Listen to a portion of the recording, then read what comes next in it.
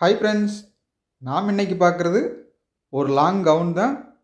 இதுக்கு தைச்ச பின்னாடி ஏதோ ஒரு குறை இருக்கிற மாதிரியே இருக்குது. அதுக்கு இந்த நாட் வச்ச பின்னாடி தான் ஃபினிஷிங்கும் நல்லா இருக்குது, பார்க்குறக்கும் இந்த கவுன் அழகாக இருக்குது.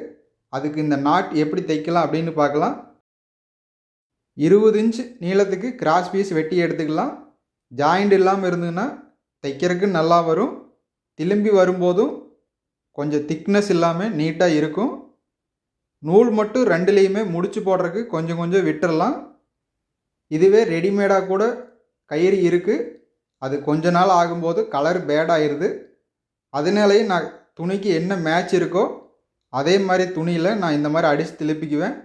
இது நல்லாவே வந்துடும். நாம் தைக்கிறது மட்டும் ரொம்ப சின்னதாக தைச்சிட்டோம்னா போதும். இந்த கவுன் தைக்கிறது எப்படின்னு இன்னொரு வீடியோவில் பார்க்கலாம். இதிலேயே போட்டதுன்னா ரொம்ப டைம் எடுத்துக்கும். இதுக்கு முன்னாடி இதே கவுனுக்கு பப் எப்படி வைக்கிறது அப்படின்னும் பப்ஸ்லேயே வீடியோ போட்டிருக்கு. அதை பார்த்து நீங்கள் தெரிஞ்சுக்கலாம். துணி ரொம்ப கம்மியாக இருந்ததுனால கைக்கு ரொம்ப நீள கம்மியாக தான் பப் வச்சுருக்கும். 2 மீட்டர் மட்டும்தான் துணி இருந்தது.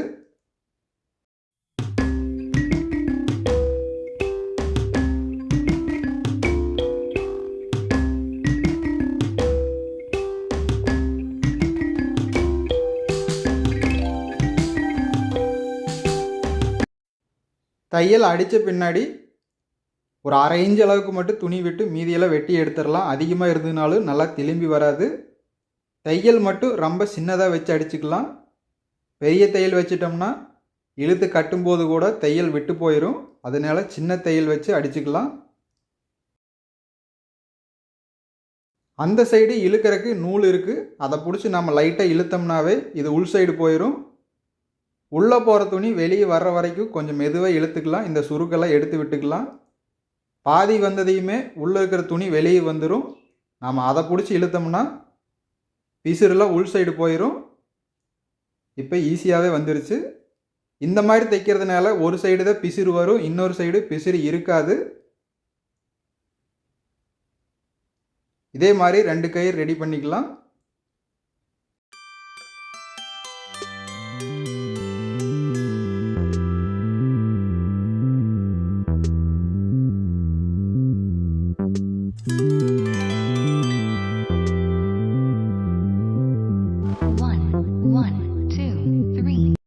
நாளை 4 இன்ச் அகலம் இருக்கிற மாதிரி துணி எடுத்துக்கலாம். இன்னொரு 4 இன்ச் அதிகமாக இருந்ததுனாலும் பரவாயில்லை. எல்லா சைடும் ஒரே அளவு இருக்கணும். இதை அப்படியே 4ஆக மடிச்சுக்கலாம். ஃபஸ்ட்டு 2ஆக மடித்து இன்னொரு டைம் 2ஆக மடித்தோம்னா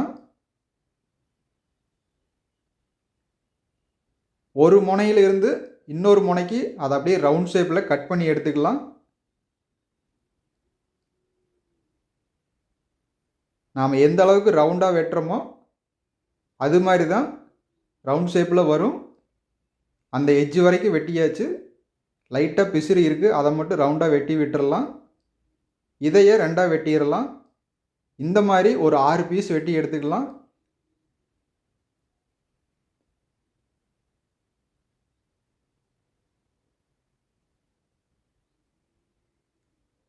ஆறு பீஸ் வெட்டின பின்னாடி லைனிங் கிளாத் இருக்குது.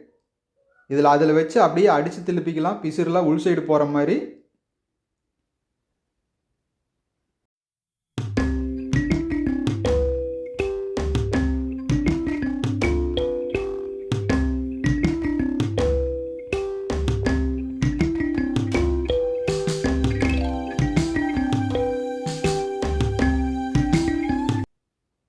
ரவுண்ட் ஷேப்பில் அடிக்கிறது மட்டும் கரெக்டான வளைவில் வரணும். சின்ன தையல் வச்சு ஓரத்திலே தையல் அடிச்சுக்கலாம். மெதுவாக தைச்சோம்னாவே போதும். வேகமாக தைச்சோம்னா இந்த ரவுண்ட் ஷேப் கரெக்டாக வராது. எடுக்கும்போது கட்டி எடுத்துடலாம். அதிகமாக இருக்கிற துணியெல்லாம் வெட்டி அதை அப்படியே திருப்பி மேலே ஒரு தையல் அடிச்சுக்கலாம். ரொம்ப ஈஸியான மெத்தேடு தான். ஆனால் தைச்ச பின்னாடி கவுன் ரொம்பவே அழகாக இருக்கும். இது நம்ம ப்ளவுஸுக்கு வேணாலும் இதே மாதிரி தைச்சிக்கலாம்.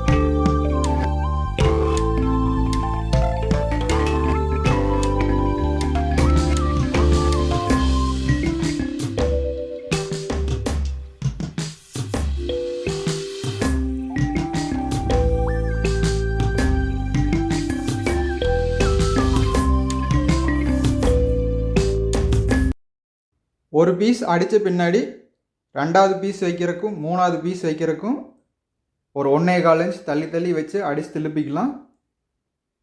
தையல் மட்டும் ரொம்ப சின்னதாக வச்சுக்கலாம், பிசுறுலாம் இல்லாமல் வெட்டி எடுத்துடலாம்.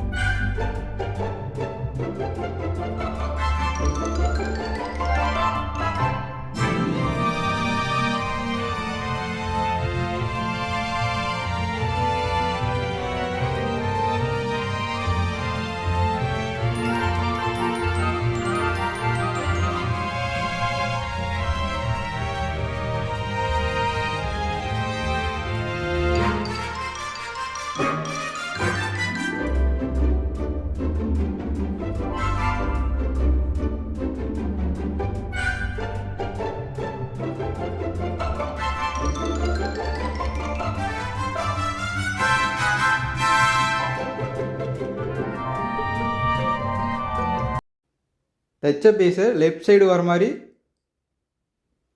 மேல் சைடு ஜாயிண்ட் வர இடத்துக்கு வச்சு அடிச்சுக்கலாம். நம்மளுக்கு எந்த அளவுக்கு நீளம் வேணுமோ அந்த மாதிரி வச்சுக்கலாம். நான் ஒரு 8 இன்ச்சு வர்ற மாதிரி வச்சுக்கிட்டேன். சைடில் ஜாயின் பண்ணுறதுக்கு தையல் வரும், அந்த நேர் வச்சு கட்டி விட்டுடலாம். இந்த தையல் அடித்த பின்னாடி சைடு ஜாயின் பண்ணிடலாம். இந்த வீடியோ இதோட முடிவடையுது. இந்த கவுன் எப்படி தைக்கலாம் அப்படின்னும் இன்னொரு நாளைக்கு முழு வீடியோவில் பார்க்கலாங்க ஃப்ரெண்ட்ஸ்.